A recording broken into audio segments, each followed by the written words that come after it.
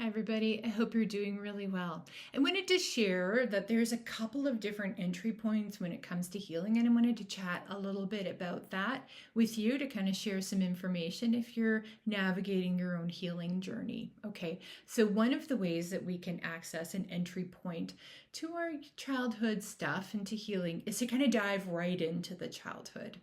So, this is helpful to look at our early childhood experiences when it feels really heavy in our heart, when we feel kind of burdened by it and we feel like we're carrying a lot of that weight, when it's really still very present for us and feels quite raw and vulnerable.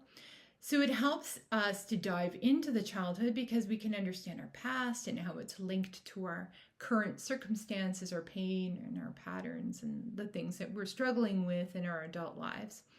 And it's powerful to kind of name what really happened for us, to feel seen and heard and validated. And it's very affirming and it's very healing and it's very healthy to dive into it that way and to kind of recognize how that's really impacted you. The only caveat that I have to say about that, and this process can take quite a bit of time, it can be a really healthy process to do, is to dive into the childhood. But at one point in time, it's not healthy any longer, okay? And it can turn into rumination. And what that means is we're no longer learning anything. We're no longer, maybe processing and digesting our pain and our circumstances. We're not moving forward in life, okay? And the challenge is that it can put us in this loop of constantly like touching back on the past, feeling helpless, feeling hopeless, and feeling powerless. And that's not what we want to do. That's when it's no longer really serving us and no longer helping us to be connected back into the past and talking about the past and this happened and that happened and these kinds of things. It's important to explore it. It's important to understand how it's impacted my life today and how it's showing up for me, what I need to do in terms of processing and digesting my emotions. But it's important not to get lost in it, because some of us do. We can get lost in it and we can kind of find ourselves just looping back through our childhood circumstances.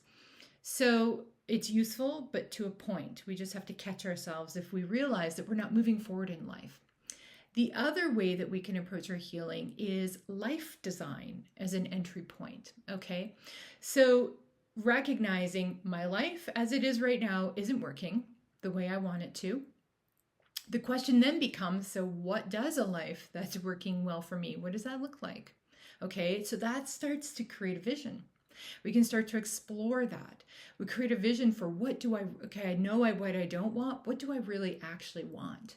And then as we define it, we can start taking aligned action toward manifesting that life. It's like taking the vision and the idea and kind of the daydream of it and manifesting it into our reality through taking action steps, okay?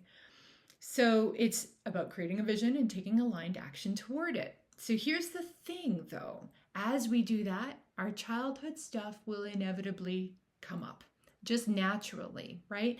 Because it's all the obstacles and the limitations that will show themselves as we try to take meaningful steps forward in our lives.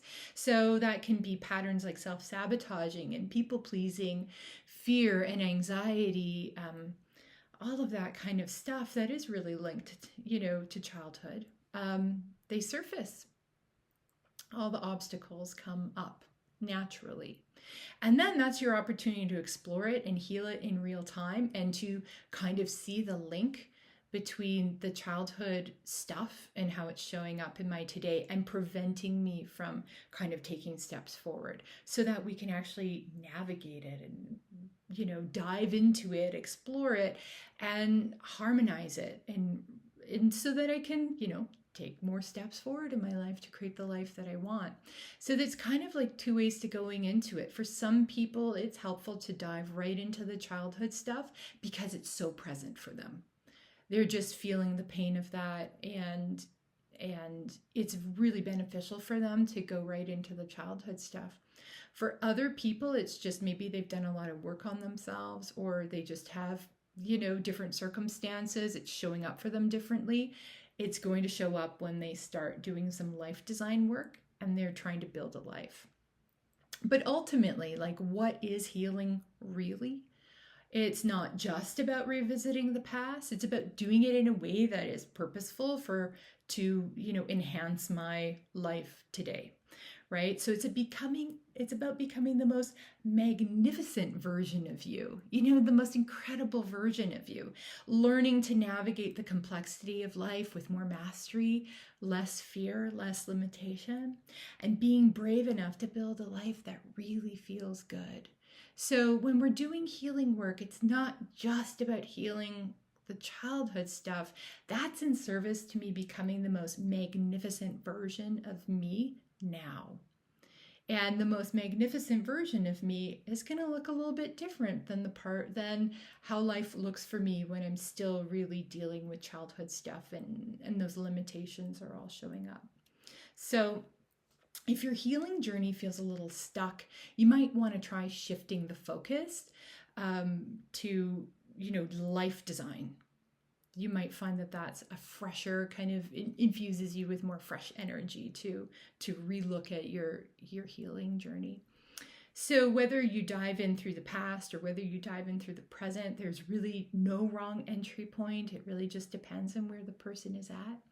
And just keep moving forward, my friend. Just keep moving forward towards wholeness. I know you've got it in you, and I just wanted to share that with you today. Sending you so much love. Have a great day.